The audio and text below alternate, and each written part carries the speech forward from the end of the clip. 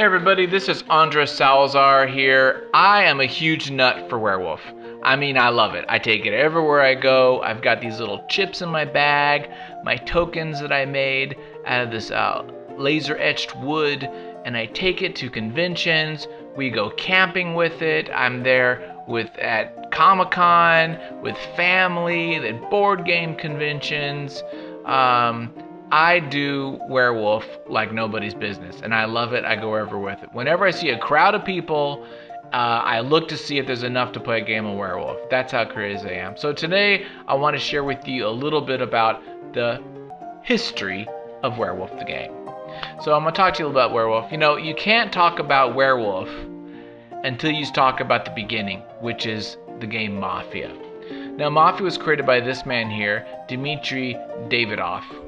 Back in 1986, he is a Russian man who lived back when Russia was the USSR and the Soviet Union was around, back in the Iron Curtain. Davidov was there studying at the University of Moscow. He's studying at the same time that he's taking classes in psychology and learning about human psychology. He's also a teacher. And so this is the spring of 1986. He's teaching there, and he comes up with the game Mafia. Now, Mafia was broken up into two parts. It had a day phase and a night phase, similar to the modern day Werewolf now. But actually, back then, there was only two groups, the Mafia and also the Honest. So there were no other special groups like the Seer or the Hunter and the Witch and all those other things. It was very simple. And in that way, they actually could have a lot more Mafia to Honest ratio. You could play a game of 6 players and 2 could be Mafia, and it actually is pretty balanced that way.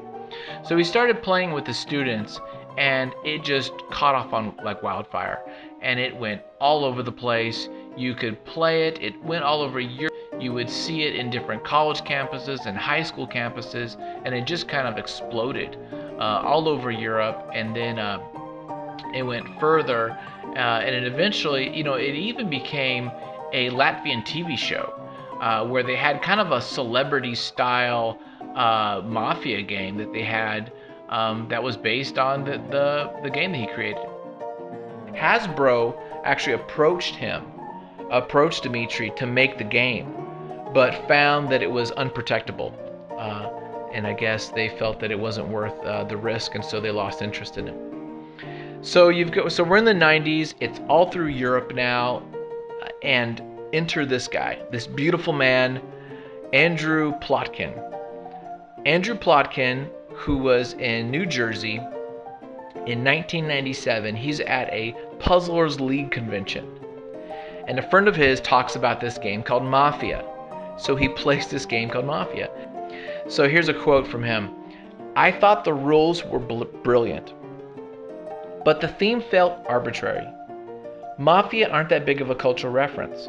I wanted to find a theme that fit hidden enemies to look normal during the day but are murderous at night. Werewolves were the obvious choice." So it was called Werewolf: A Mind Game. And it added a couple new things. So, of course, it added the theme of werewolves, but it also added the role of the elder, which later would be called the moderator. Now, remember, in Dimitri's version, you really don't need a moderator because everybody is, their eyes are open the whole time and they're writing names down. So you don't need a moderator in the original one. But now with Werewolf and the Elder, you kind of need this moderator. And I think a lot of that was because he also added the really important role of the Seer. Probably the most impactful role. And Andrew felt that the Seer is needed in every type of werewolf. So you always have to have a Seer. And that's what he kind of added to the group. Now, this is the late 1990s. This is 1997.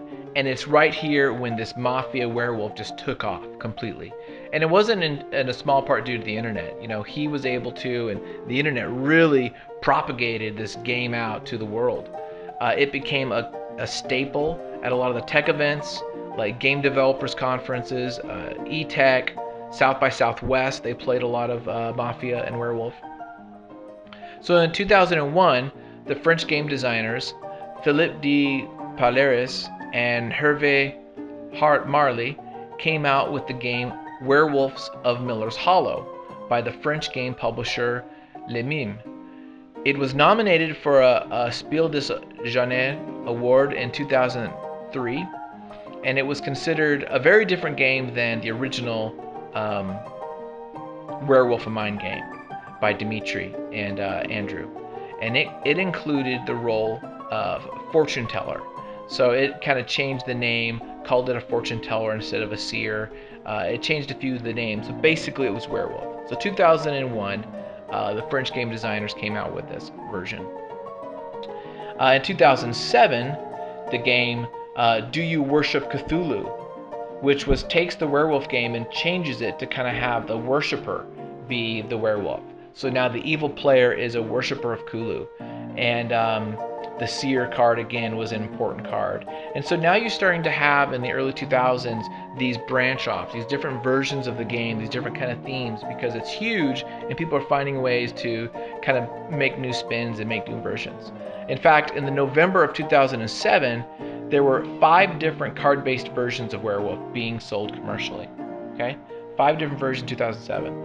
In 2008, this man, Ted Alspich, known for Adobe Illustrator books and kind of tutorials in the dummy series of how to use Adobe Illustrator, he came out with Ultimate Werewolf, which was put out by Bezier Games. That's 2008.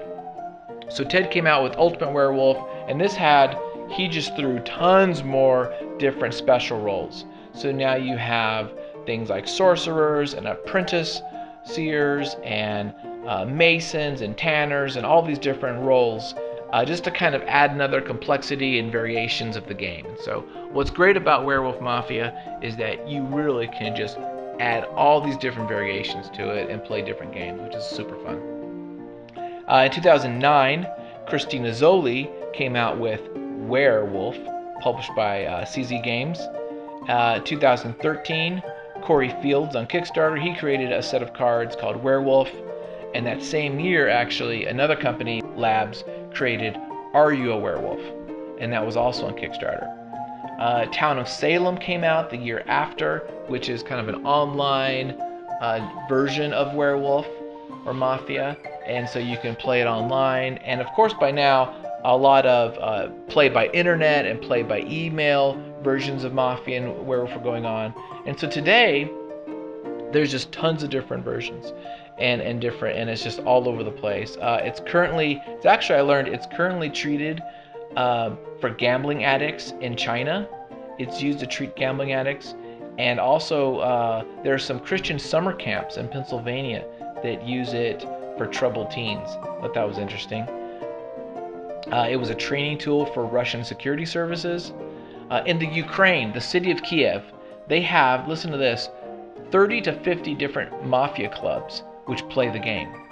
And in China, they call it the killer game. And likewise, they have these buildings and these places where people go and play. So I thought that was just like totally interesting. It's fascinating to see. And now I have, my game, which is Werewolf Tokens, which is Werewolf, but then you can play it.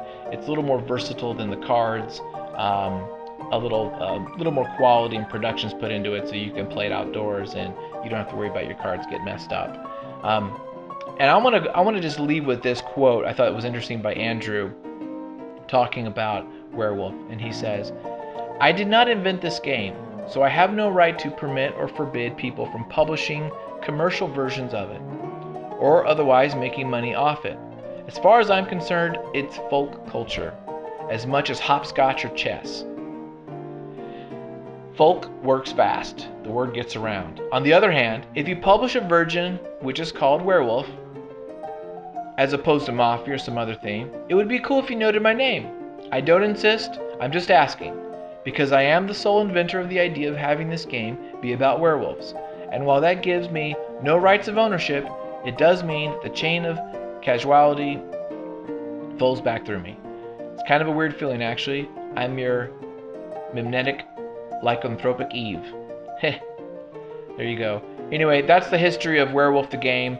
Tons of stuff out there, really fascinating, and it's neat to see all these other cultures use it in different ways.